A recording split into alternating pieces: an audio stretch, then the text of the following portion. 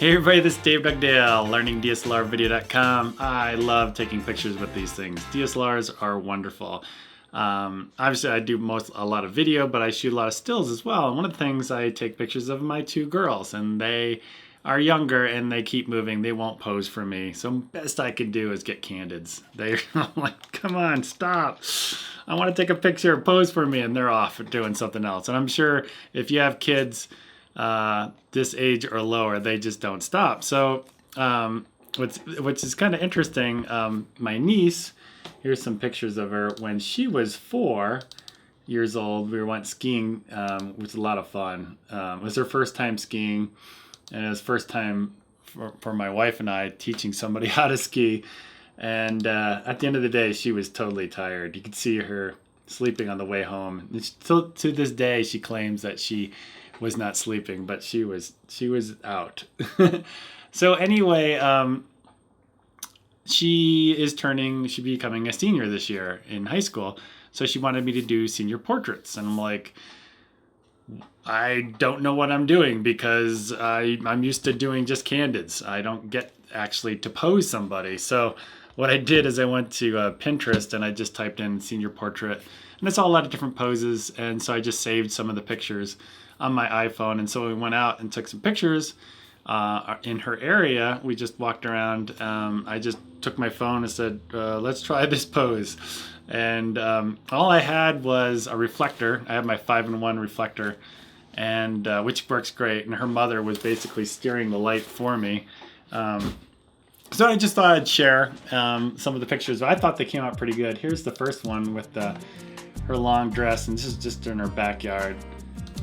Next one is this one by the tree. I thought it came out pretty good. And a lot of these I've done post-processing on them. And I was thinking about showing the before and after, but I'm just gonna show the after, because I did some fair amount of work.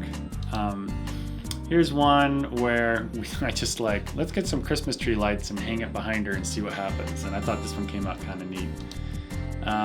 This one was kind of interesting because it was a very warm image, the whole surrounding, but I wanted to keep her skin tone the way it was. So I basically made a selection of her and then took everything else and desaturated it. And so she kind of pops a little bit.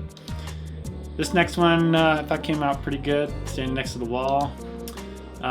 This is probably one of my favorites. You can see that we're kind of doing a lot of uplighting with the reflector, because you can see how it's reflecting off of her eyes.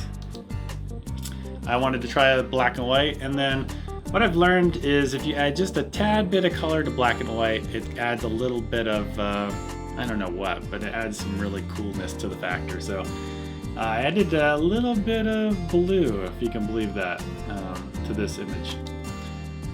This one didn't look good in color, so I went to black and white. That's what I do sometimes. If her face was totally washed out with the gold side of the reflector, and I just couldn't tone down that gold to the color I wanted, so I gave up and just made it into a black and white. This one, I made her eyes just a little bit green, kind of matched the background, which I thought came out pretty cool.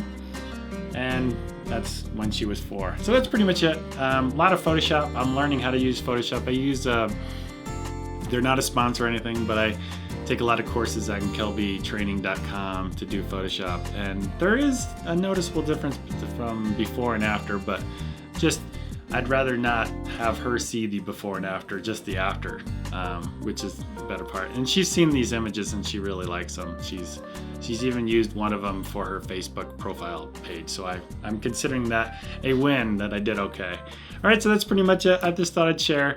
I'm putting this on my second YouTube channel because it's not really video related. All right, talk to you guys later. Bye.